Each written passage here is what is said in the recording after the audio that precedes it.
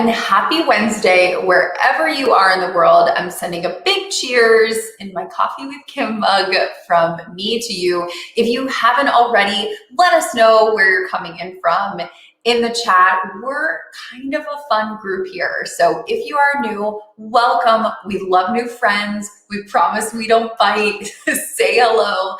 Let us know where you're coming in from and maybe what exactly is in your cup. But I'm really super excited about today's guest. As you know, I always try to bring people on here that, number one, are going to make us better. Number two, are super smart and experts in their field. And number three, are really going to help us be the best versions of ourselves, which I think should always be our goal, no matter what day of the week it is. So I'm really excited to bring Max on today for a number of reasons. But if you, as always, have not done your Google stalking, no worries. We'll drop a link here, but I'll give you this sort of the recap. Max is an amazing founder of a great company called Finimize. He's wildly talented. In fact, he has already been a founder before. He started up an e-commerce business that had over 200 employees at one point and sold it back in 2015. So wildly successful entrepreneur. He was on the Forbes 30 under 30 list. And now he has built his new company, Finimize. Well, it's not new, but his latest company, Finimize, into an amazing community that has over 1 million members from all over the world. So I am really excited today and hope you will help me in welcoming Max to our coffee date. Hi, how are you? How are you, Max? Good to see you. Yeah, good to see you. The coffee time's done here, based out of Europe, but it looks like you're actually having a tea. I saw a tea that is there. okay, because as you can see, we encourage all things in the coffee cup. Awesome. Could be coffee. If it's a little wine, it's a little whiskey, like Todd was saying, we won't tell anybody what's in the cup. Yeah, totally. Yeah, awesome. Well, I'm really excited for you to join us today. And as always, I try to encourage some Google stalking before the meeting. But if somebody joining us did not have time to Google stalk you before they signed in this morning, can you give us like a 10,000 foot view of who the heck is Max and what the heck is Finimize? Yeah, absolutely. So as you said, my name's Max. I'm originally from Berlin and studied in the UK and in the US. I studied economics and international relations, and pretty much have always been in the startup entrepreneur space. I really only had a job for 1 year out of my entire career. And funny story there is I was working in a consulting firm, and I tried to poach one of the partners there, one of the managing directors, and I said, hey, why don't we do a spin-off, and why don't we start our own consulting business? And so we would meet in a cafe around the corner, and it was quite fun. But then ultimately, I had to admit to myself that I wasn't really interested in being a consultant or the work that he was doing. But I think it showed that I always had this itch, I guess, to do something entrepreneurial, and then started, as you mentioned, started an e-commerce business. Now started Finimize. So I've done stuff in the retail space. Now doing stuff in the finance community / media space, and I've always just been really interested in digital products. And one of the things that I always highlight is that, which will date me, but I'm part of the generation that's the last generation that's experienced life before the World Wide Web. So I remember when smartphones started coming out, when we started getting internet access at your house, etc. And so I think that's really just always sparked that interest in this digital world. And I've always been in the digital space as an entrepreneur. So that hopefully gives you a bit of background on myself. And I haven't really talked about what Finimize does, but I'm sure we'll dive into that. Well, and I'm curious because, Finimize is obviously in the financial space, which I just feel like as a subject, as a whole, Kelly and I were sort of discussing this earlier. It's just a really intimidating space, quite frankly. Like the talk of money, we're all obviously from all over the world in different cultures, but I think one thing that does seem to be somewhat universal is money is like a complicated subject. You always hear in movies, there's two things you don't talk about: politics and money. Like, it's just this sort of like hush hush. So I'm just curious, like, obviously there's a lot of different directions you could go with digital products. You could be selling a fashion brand or, another type of e-commerce business. So why finance when it's such like a kind of taboo topic? Yeah, I think that's the reason is because it's always been a taboo topic. And I started in the e-commerce space, for example, because I was just really, really interested in starting a business and building a business. But it wasn't something where I woke up and I was like, wow, this is something that I think is going to change the world. And so, like, for me, then after we sold the company, it was really important that I want to do something that I feel really, really personally passionate about. And what happened was that as I was still working, I basically did one thing, and I took my salary and I took a part of it and I took it on and I put it onto a savings account. And I did this every single month. And which is very responsible. Exactly, as you should do. And one day I woke up, I looked at my savings account, and I realized, amazing news, I've built up savings. And the follow-up question for me was, great, so what do I do with these savings now? And I went to go see a financial advisor, which was a lovely experience, a very lovely person who I was dealing with. But what I realized very quickly as I walked through the door of this financial advisor was that the lady had already laid out all the brochures onto the table. And I noticed that all the brochures had the logo on it. And it became apparent very quickly that this was going to be a sales pitch for them selling their products to me rather than genuinely wanting to help me. And so I knew straight off the bat, okay, this is not the solution I'm looking for. And I went back home and I started to inform and educate myself as much as I could on investing and financial planning and all of that. And I found it really, really difficult to wrap my head around it, even though I studied economics. And I was fortunate that in the evenings, I would meet friends for dinner or for beer, and a lot of them were working in finance. And I would bombard them with all the questions that I had from my self-education throughout the day. And at the same time, I kept bumping into people who were in the same boat as I was. So they had some savings. They didn't really know what to do with them, but they weren't in a fortunate position where they had that community around them who could help them. And that really was the genesis moment for Finimize, where I said, I want to empower people of our generation and ultimately everybody to become their own financial advisor. Because at the end of the day, it's just information. And in an age of the information technology, having information behind walls, which is currently what's happening with the finance industry, is not sustainable. And the walls are going to be broken down. And we at Finimize want to be at the forefront of breaking down the walls, taking the information and putting it into the hands of the end consumer to really give the power to the end consumer. And so that's how we started, and that's what we're all about. Well, and I really feel like I signed up for the newsletter, but for anybody who hasn't signed up for the newsletter, if I had to sum up what the newsletter does, is it really sort of 101 style. Like, it sort of breaks down maybe some more complex topics or subjects, and really, I think, makes it bite-sized in a way that you can understand if you don't work in finance full-time. And so I'm curious, was that always your goal? Was that something that you started to see happen along the way as more people kind of got back to you, that sort of first iteration feedback where they just said, okay, you're taking this big lofty thing, but how do we bring it down, to people that aren't working in finance 24 hours a day, 7 days a week? Yeah, so I think from the start, the mission was we want to empower people to become their own financial advisors by giving them the information and the tools that they need.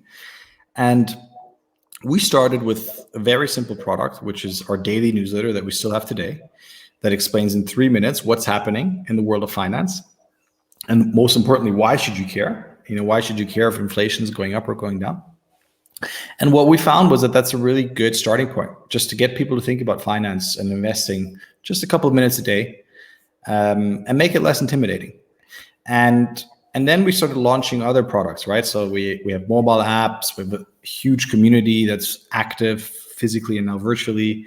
But that was really the starting point for us. Is it allowed us to get a 3-minute slice of people's very busy schedules, and then kind of allowed us to expand that 3-minute slice into like a 15-minute slice. And so we really think in terms of the core audience also who uses us, they have 15 minutes to think about finance every single day. And with Finimize, we want to make sure that we fill those 15 minutes with amazing information that will make them better investors. Well, and I'm curious for your thoughts on this, and I'm glad Jeff kind of led me into this because I think it's poignant, is that, you know, there's always the tortoise and the hare, right? There's like the slow and steady wins the race, the kind of tried and true blue chip type of investing. And then there's the like hot, sexy startup angel investing, or as Jeff points out, like NFTs. You know, really, you've been sort of immersed in this business for years. I'm curious, you know, what your thoughts on are the balance between, if somebody says, I have $10,000 in savings, you know, yippee, let me put all $10,000 in the hot, sexy NFT startup space, versus saying, you know, I have $10,000, let me put 5 of it in more of like the tortoise, and then maybe 5 in the sexy space. So I think so. First of all, I'll give a disclaimer. So I hire amazing analysts who do all of the thinking. I learn from them. The best thing would be obviously to sign up to Finimize and use our service, and with the community you'll have access to them. But I'll try and relay, I think, the general sort of ethos that the analyst team has, which is, at the end of the day, you know, I think one of the core pillars is you need to have a process, and you need to define that process before you start investing. I think a lot of people today, for example, who are investing in very high risk things, are making amazing returns, and you can't deny it. But the question is, can they replicate it? And you can only replicate it if you have a really, really well thought through process in place. And the reason why all of our analysts are so keen on having a process is it takes out the emotional element of it all, right? So the worst thing that people can do is buy into something and then see, oh my God, the stock price went down today, and then just sell it all. I mean, that's basically the one way how you can guarantee to lose money. And so it's all about the process, and then sticking to the process, and then how you end up dividing it. You know, I think that we could probably discuss this for days. There's obviously like the old school, or not old school, but like the very sort of conventional school of thought, which is, you know, you need to have an emergency fund, which is like 3 to 6 months of your expenses, so that, you know, if you lose your job, or your car needs a big repair, or your boiler breaks down, you have some money put aside. Then you put aside money for your pension if you want to buy a house, and only then can you think about investing. But we all know that that's not reality. People still invest. And I think it's a question of just embracing that, and embracing the fact that you can do all these things, but you want to be smart about it. And that's really all the content that we put out, is helping you be smart by giving you the right information. And to come to the question around the NFTs specifically, I think that's personally, I think that's a really interesting space. And I think the reason why I think it's interesting is not because of the hype. I think the hype is actually what makes it not so interesting. I think the hype basically is all around gimmicks. And so these gimmicks, you know, some like the Jack Dorsey's first tweet gets put as an NFT, or like one of the New York Times articles. Mark Cuban's face was an NFT at one point or something. Could be. I'm sure it was. And so I think those are all gimmicks, and you know, you can invest in them as a speculation. Why not? Just don't bet all of your savings on it. If that's what you're into, I'm not going to be here to say do it or don't. But I think the reason why it's interesting is there's this general sort of thesis within technology that a lot of really, really great tools and technologies, they start off by looking like a gimmick or looking like a toy. And I think NFTs are a great example of that. So today they look like a gimmick, and they look a bit like, oh, so it's a fun toy to play around with. But I think underlying idea of it is really, really fascinating, and I think is one of those things where we could see it take on a real meaningful use case in a year, maybe in 2 years, maybe in 3 years from now. And it's exciting because I think there's something there. I think we're at the cusp of something. It's just, how's it going to pan out? I think that's what we're all going to be observing. And, I'm curious, when you talk about, like you mentioned, the community and advisors and the newsletter, I think I'll speak for myself. One sort of intimidating point is I think to myself, oh, well, I'm not advanced enough to join the conversation, or like I could never join a community like that because I'm not sophisticated enough. Mm-hmm. Do you find with your community, like, who is it filled with? Is it people that are just learning? Is it people that have sort of mastered a lot of the basic skills already? It's a good question, because I think for us, the core user is what we describe as the casual investor. So this is someone who wants to or is already taking an active role in their investing. And like I said, has sort of 10 to 15 minutes a day to think about it, is not going to go sit down and read all of the corporate reports and all of the research reports. And that's what our analysts do. They do that for you, and then they distill it into the key insights and give that to you. I think what we see is a really wide spectrum, from students all the way to billionaires who, unfortunately, I can't name, but you would know them. Who use our service. But I would say the core people who are part of the community are people, anything from beginners all the way to people who work in finance, who are very active. And what makes it interesting is that the two people come together.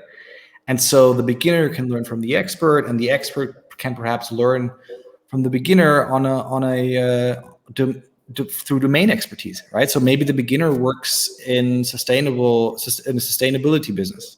And sustainability is a really, really big theme in investing. And so they can learn from each other. And so for us, what we try to do actually intentionally is bring people from different knowledge levels together, because that's what makes it really interesting.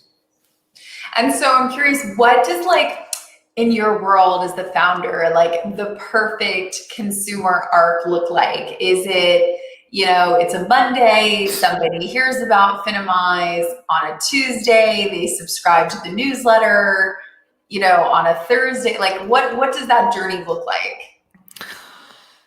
So I think people find out about us from different channels, word of mouth. We do some paid marketing, etc. Obviously, from our point of view, we have a paid subscription product as well, and the ideal arc is that they hear about us and they get their credit card out and they say, yes, I need this. And they start paying for the subscription, which, to be fair, happens a fair bit. So that's great. And then other people, they go on the newsletter and they say, hey, you know what? That's fine. I don't need any more. And they just stay on the free newsletter. And then I think once people use the service, there's a sort of a week that we can think about. So you might, in the morning, tune into our daily brief. It's an audio product in our app, and within 7 minutes, you'll understand what's happened in the world of finance. And imagine that day, BlackRock says, we're going to double down on sustainable investing. And then Kim, you might say, oh, I love sustainable investing. I love the sound of that. I want to find out more. Give me the ins and outs of sustainable investing.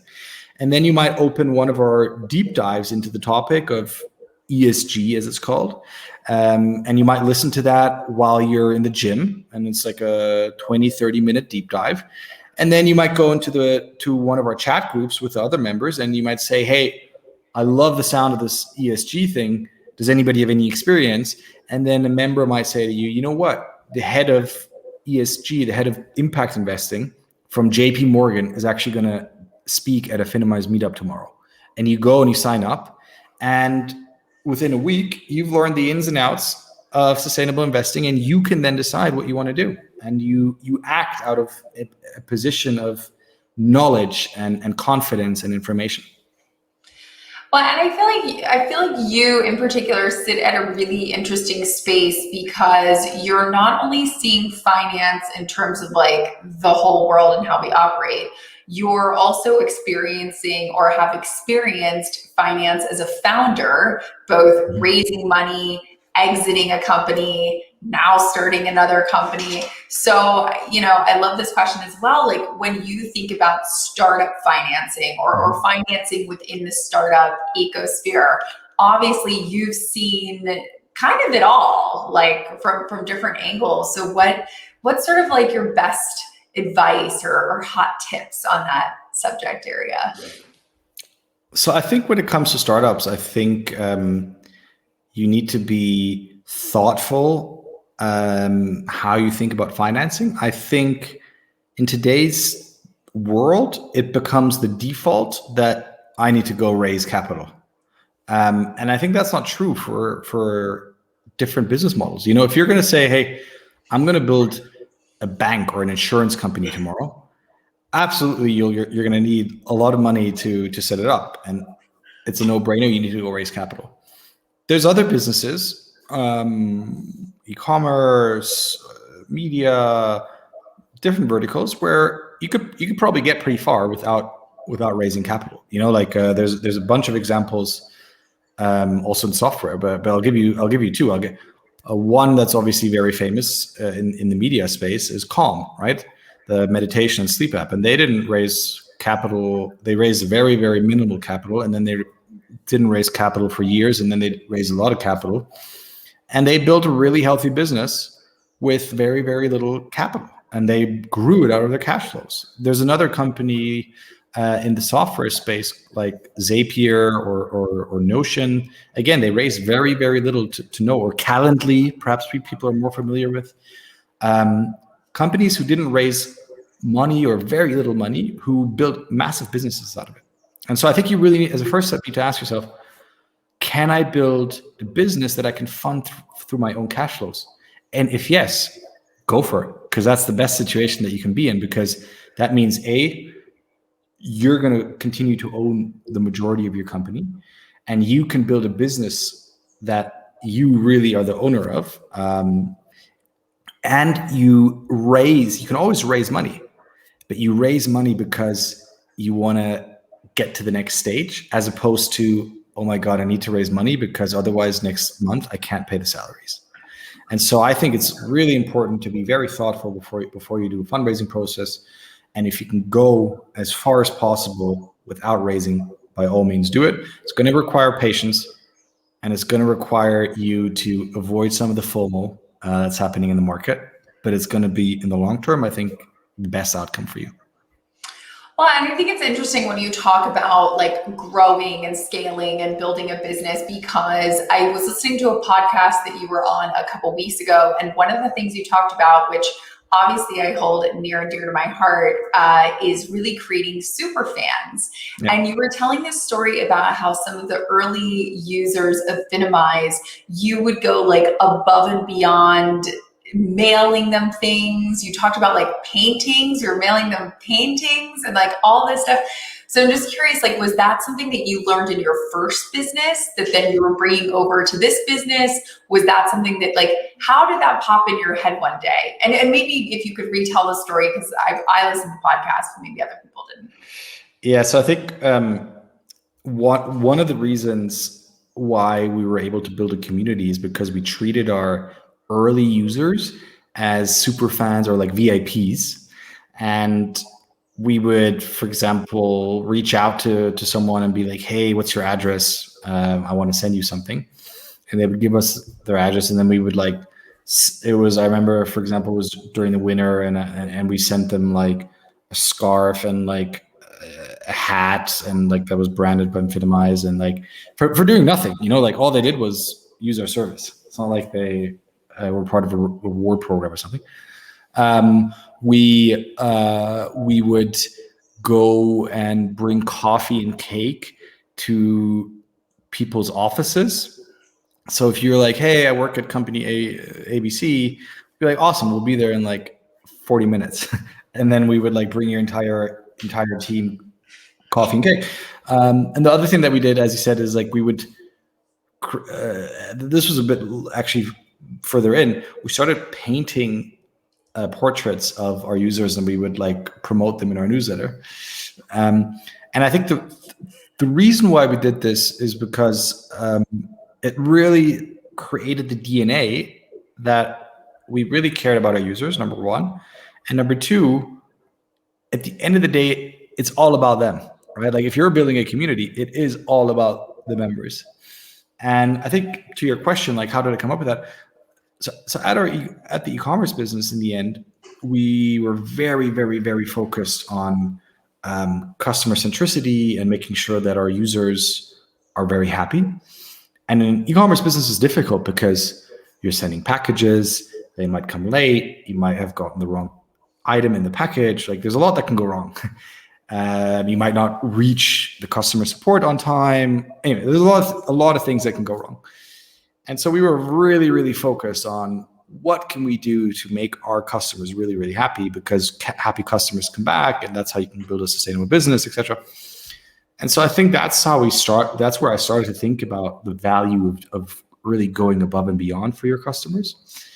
And then if you think about just the basics of community building, that is, I think, laying the groundwork really for communities is having that DNA. So that's the background story there. Well, what I think is really interesting when you talk about community building is you really thought about community building not only from an external standpoint, obviously like your users and raters, et cetera, but you also thought about it from an internal standpoint. And for anyone that hasn't been on the Finimize website, you have basically like a culture manifesto that I read that you wrote. I think it was either before you hired your first employee or maybe it was before you started the company. That also seems like something that people do once they have like 10 employees and they think, okay, well now that we're going from 10 to 50, now I need to think about culture. Now I need to think about these norms because I might not know the 49th person we hire as well as I know the 5th person we hired. So again, was that something that you learned? Because obviously the e-commerce business you had sold in 2015 had, hundreds of employees. So did you sort of take that learning and say, okay, I need to set the culture for Finimize from like day zero? Yeah, I think that is exactly what happened. So at the e-commerce business, we did a very comprehensive culture process once we already had like 150 employees. And it took very long because at that stage, you need to have the buy-in from everybody. People already joined the company. They have a certain perception of these are the values, is what we're all about. This is why I come to work every day. And then you can't just go out and say, well, actually, this is why you come to work every day. Here's the core purpose. So that doesn't work. And so it was an effective process, but it took quite a while to really get it done. And then I basically took the learning and I said, with Finimize, I just want to put it all, make the implicit explicit is the first sentence of the culture manifest. This document is here to make the implicit explicit. And it's a living document. So every person who we hire is going to change the document and is going to change the culture. And this is verbatim what I tell people when during the onboarding, when they join the company. And I think making the implicit explicit is really, really important because it avoids misunderstandings, it avoids confusion, and it aligns a common sense of why we're doing this.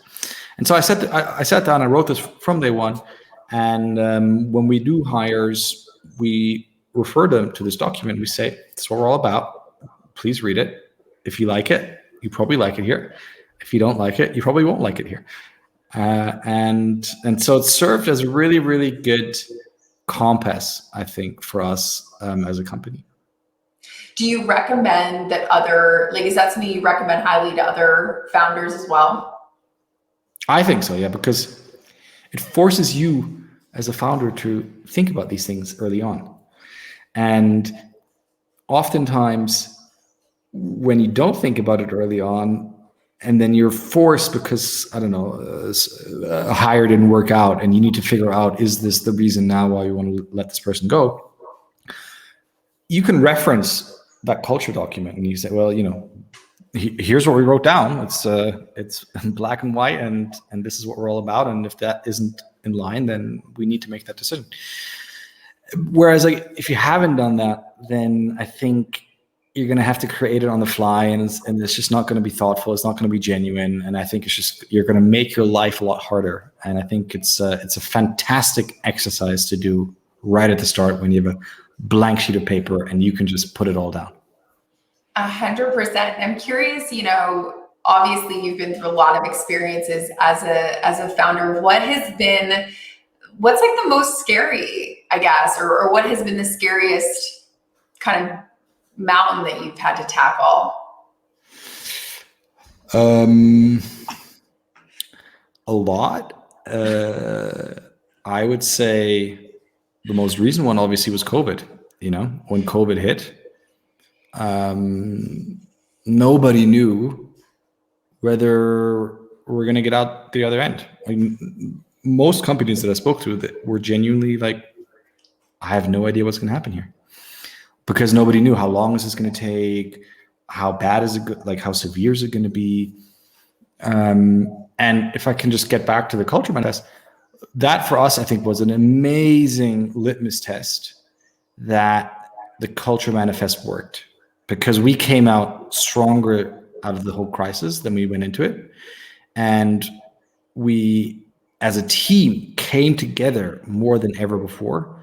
And I think when I speak to people on the team, the reason why we did this is because we had this really, really strong culture as a foundation. And I think I don't think we would have gotten out of it as a team if we didn't have that really, really strong cultural foundation. I think that was absolutely crucial and a perfect example of why you should write this culture manifest from the start, and then also enforce it as you start to build your team. Yeah, I mean, the pandemic, I think for every leader, both your own company or a corporate company, really was a test. A test of management and leadership. And I love this question as well. Sports was also something obviously very highly affected by the pandemic and attendance in markets. So, what are your thoughts on the sports industry? Well, I guess specifically the Super League project, which, to be very honest, I don't have a strong opinion on. I know that it was obviously wildly debated, both in the media and also internally in our team. I think most people were very much against it. But I don't have anything majorly to add to that. I kind of watched it all from the sidelines, no pun intended. But yeah, I think in terms of sports more generally, I think they, from my point of view, I think it seems to have been a fairly smooth transition. If I think about soccer, if I think about tennis, it's kind of weird and awkward to have no audience, but they're doing it. Seems to be working. So if anything, I was impressed how quickly they transitioned. Absolutely. I mean, I think one thing that has also happened is we're going to see a rush back to live events. It's something Abby, my business partner, and I talk about all the time. Like, we're going to see a rush back to live. What does that look like? Because of course you can't have 75 events going on in the same week, because that will hurt attendance across everything. But I think honestly, it's going to be indicative of a larger shift. I think that, my own opinion is we've seen a ton in startups of money being dumped into these bubbles, these wild valuations, these companies that are just, they're raising tons of money. And we've seen, I think, some pretty spectacular fails in the last 6 months. I think Quibi arguably was probably the most spectacular that we've seen. But I understand Jeff's point here of like, I don't know if that's sustainable. when we think about the long-term markets, and especially in the startup space. I think we're going to see a decline, but I'm curious, what your thoughts on that are. Yeah, I mean, I think, most in the last couple of days, weeks, obviously tech stocks specifically have been heading downward. I think the big question is how will that, not how, I think when will that translate into the private markets, also to private valuations, some of which you referred to already. And, I think it's a difficult situation because everybody now for years really has been saying, all right, there's going to be a big decline. There's going to be a big decline. And it didn't come. And it just kept going up and it just kept going up. And then COVID hit and everybody was like, here it is. This is going to be the big decline. And it kind of happened, but now we're really back to even crazier heights. And so now everybody's is here sitting and there's going to be a decline. And the reality is there is going to be a decline. But the reality also is absolutely nobody has a clue when exactly that's going to happen. And so you as a business, I think you just need to make sure that you're running a good business that, again, coming back to the fundraising point of view, you don't need to fundraise to keep the lights on. You can keep the lights on from your business. And you only need the money to get you perhaps from A to B in a much faster way because maybe there's a lot of competition or whatever. But ultimately, you need to build a business that's self-sustaining and that can weather through a storm. And that's all you can do. No, it's such a good point. And I think the only thing that we really can also do is just continue to be prepared. Don't kind of put your head in the sand and ignore what's going on, but to stay up to date, to subscribe to newsletters like yours and others. We had Alex Lieberman from Morning Brew on a couple months ago, another great one that I get. But, I'm always, and I asked the same question to Alex, so I'm curious for you, as someone who creates content, what content do you yourself read or absorb? Like, what newsletters do you subscribe to that you're reading in the mornings? I subscribe to a lot of newsletters and I kind of pick and choose, partially also because I'm interested in what others do, and then also partially because I'm genuinely interested in the topic. There probably isn't one that I would highlight because it really depends on the topics that they cover. I think similar story when it comes to podcasts. There's probably not one that I would highlight, but there's a lot that I subscribe to. And I think that's the beauty of content today, right? Like you have such a massive menu that you as a consumer can pick from. And I think that's, if anything, that's going to accelerate, like as we start to see the creator economy give more and more tools to individuals to create more content, to create their own content. I think that for me is the most fascinating part of it all. We're literally witnessing an entire industry being formed and shaped and created in front of our own eyes. And in a couple of years, we're going to look back and we're think, wow, that's crazy. People weren't able to make money by putting videos up. Like, that's crazy. Like, they can't make a living. And now, I think one of the things that I saw is like kids these days, like the number one thing that they want to become is a YouTube star. They don't want to become a Hollywood star. They don't want to become a journalist or a doctor. They want to become a YouTube star. And I think that's so indicative of where all of this is heading. And so I think when it comes to content, we're just going to see more and more and more. The question is then, how will the curation happen? That's a very different discussion, but content offering is going to explode. Well, and I think there are certain age groups, let's say age ranges, that I like to think are really apt to take advantage of this. Basically, like our generation, millennials and above, really having an advantage for exactly what you said is we remember a time when it wasn't here. Yeah. So we sort of have this like combination of old school, new school, and mixing that together, whereas younger people only have the reference of the new school. They don't have any other reference other than what is in front of them right now today. And so I think that it's an interesting way to think of like, how can I, I definitely don't think you should like throw the baby out with the bathwater. I mean, there's a reason why, Daniel Carnegie's How to Win Friends and Influence People has been a bestseller for 50 years. There's things that have been around that will stand the test of time and will continue to stand the test of time. But I think it's really fascinating to really take the viewpoint of how can we merge these two worlds together in a really interesting way. Mm-hmm. Mm-hmm. Absolutely. I think, like I said, I think this is like one of the, if not the most exciting spaces to be in or to watch, and also for companies like us that we produce all of our content in house, and I think that's going to be really exciting to think about. What are other ways how we can leverage more and more creators, and how can we, coming back to the point around treating your members as super fans, how can we empower our users to become creators? And it's a lot of different questions that you can think about, that the whole creator economy is really, really opening up.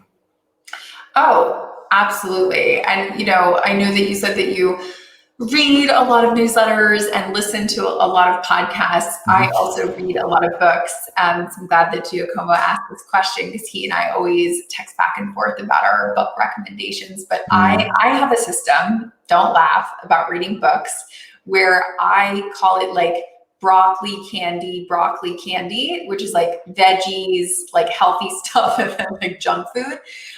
So I'll read like a business book or a smart book, something like a Simon Sinek Start With Why, but then I'll read like a mystery James Patterson like novel, and then I'll go back to a business book. Do you have strategies? Because obviously I'm a founder as well, and I find that I have to do that strategy, because if I just consume my mind with all work all the time, like, business 9 to 5, and then on weekends I'm reading business books, it almost hinders my creativity, which sounds kind of crazy. So I'm curious for you, how do you think about the balance between like creativity? Is it reading maybe books that have nothing to do with what you are working on? Yeah, it's an interesting question, because it's been one of the things that I've actually been thinking about a lot recently, and I read a lot of books lately. I tend to read nonfiction. I can't really get into fiction books, but I agree with you. Even within nonfiction books, if there's a proper business book. So, for example, right now I'm reading The 4 Disciplines of Execution. As a proper business book, and I try not to read that in the evenings, because I'll start to like turn my brain back on, and then it makes it difficult to sleep and to get the rest that you need. And I'm a huge believer also in sleep helping you with creativity. And one of the books that I recently read, which I thought was one of the best books I've ever read, really, is a book called Deep Work, from, I believe, an author called Cal Newport. So the whole premise of the book Deep Work is he first of all, he explains what the whole concept is all about, and there was one part that I will share here to give you an understanding of the importance of deep work. Is if you really focus on writing a book, writing an essay, doing a certain task, whatever it is, and you constantly are, checking your phone or checking a website or whatever, or like you start getting messages and email coming, what happens is that your brain, the neurons in your brain, aren't actually able to connect in a way where a chemical is released, and this chemical released allows the I guess the electricity or whatever it is that happens between the neurons to flow really fast, and that's what then creates proper deep thoughtful work. And this chemical only creates if you don't get any distractions. And so his whole thing is all about how do you reduce the distractions, and he comes up with amazing sort of strategies. And one of the strategies, for example, that I started using is I used to have I have two screens here, and I used to have one screen open always with my email client, and I would just sort of see if my emails are coming in. And now, after having read that book, I don't do that anymore, and I have a recurring calendar slot in the mornings. You can also do this in the evenings, but I do this in the mornings. And that's when I just go through my entire inbox, and then I'm done for the day. I might in the evenings then sort of check it, but throughout the day, I try not to do any email. And that's been amazing. It's really helped me focus. And so coming back to the question about books, like Deep Work, I thought was an amazing book. And I read a lot of biographies, autobiographies. I read the autobiography actually of Michael Ovitz, the founder of CAA, the talent agency. I just bought the huge biography, The Snowball of Warren Buffett, which I'm about to start. I read recently the biography of Michael Bloomberg. Like, there's a lot of like really interesting biographies that typically are from business people that I really, really enjoy reading. And then every once in a while, I'll read like a proper hardcore business book, like The Four Disciplines of Execution. So that's how I kind of do it. I actually have on my like to read list on my Audible, Bob Iger, the CEO of Disney. I read that one. It's very good. Yeah, it's very good. Yeah. Everyone who reads it's like, you gotta read it. But I haven't read it yet. It's on there. I just haven't started it. Yeah, it's that, and then Shoe Dog, the story of Phil Knight. Also very, very good. They're very similar style. You kind of really hear their story. Incredible. Really, really incredible stories. I know. I'm going to have to add those to the summer reading list. Okay, but we're at my favorite part of the whole talk, which is like the caffeine round. So I'm going to take a sip of my caffeine.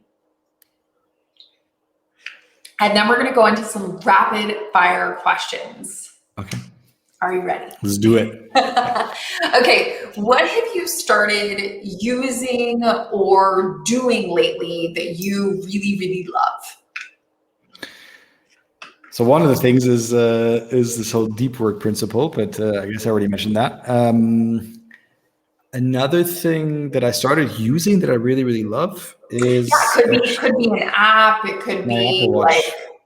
I just got an Apple Watch. I was very, very, very resistant. I'd never wanted to get it because I thought this is pure distraction on my wrist. But I set it up in a way where it actually reduces distraction. I'm much, much, much less on my phone. I got one where you can also have a SIM card, so you can even leave the house and get phone calls on your phone. You don't need your phone anymore. On your watch, you don't need your phone anymore.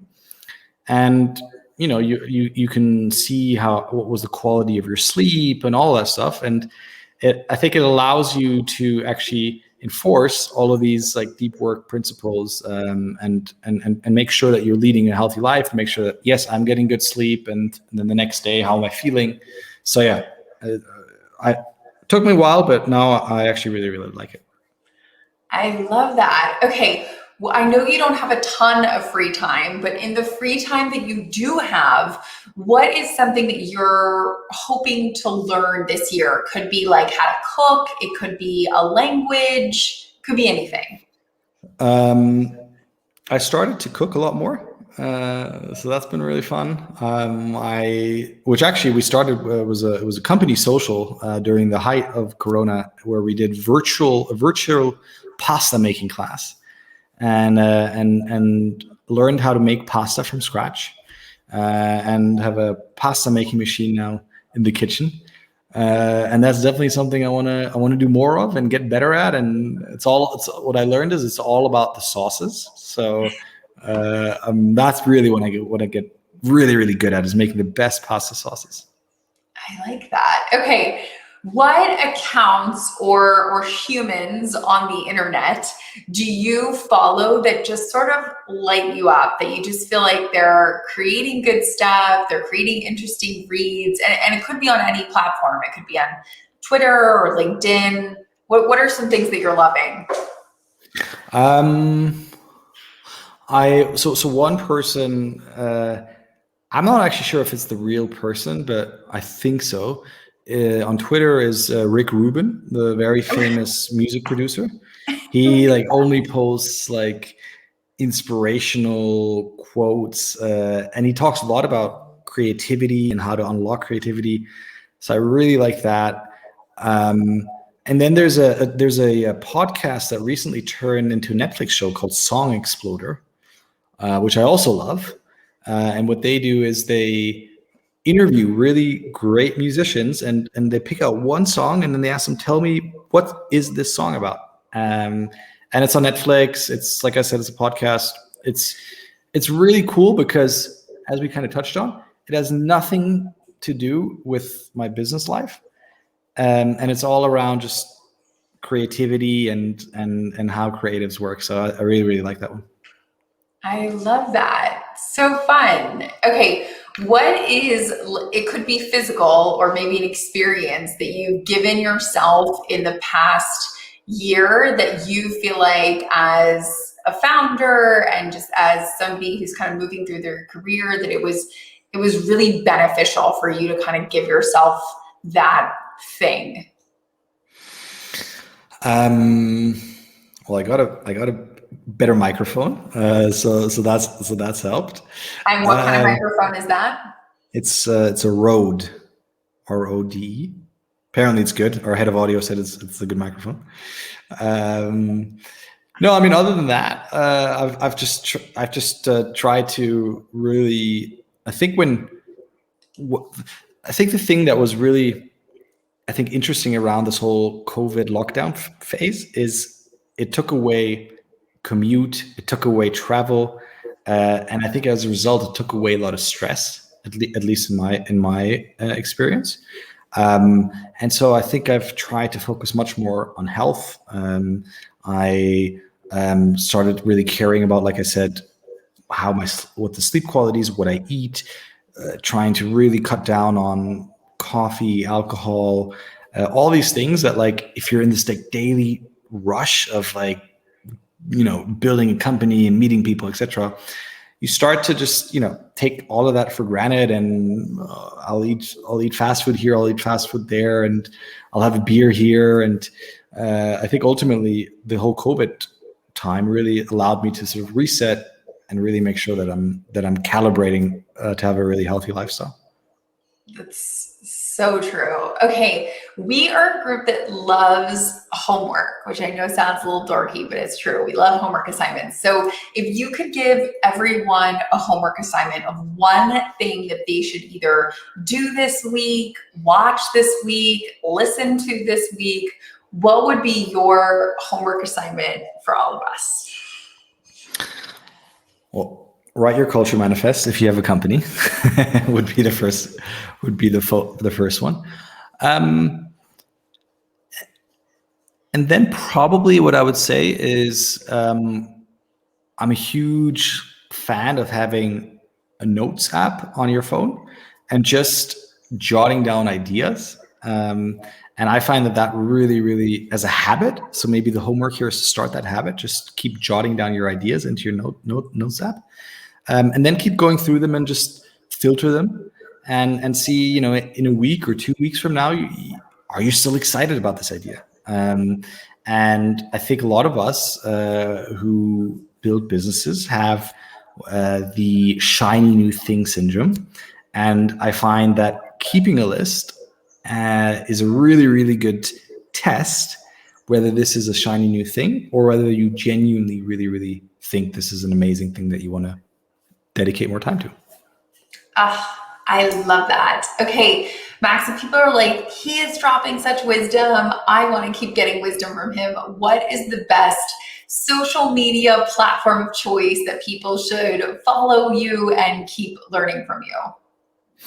Yeah, so me personally, you can find me on Twitter. So you can either search for Max Rofagha, or my handle is Whole Earth Web.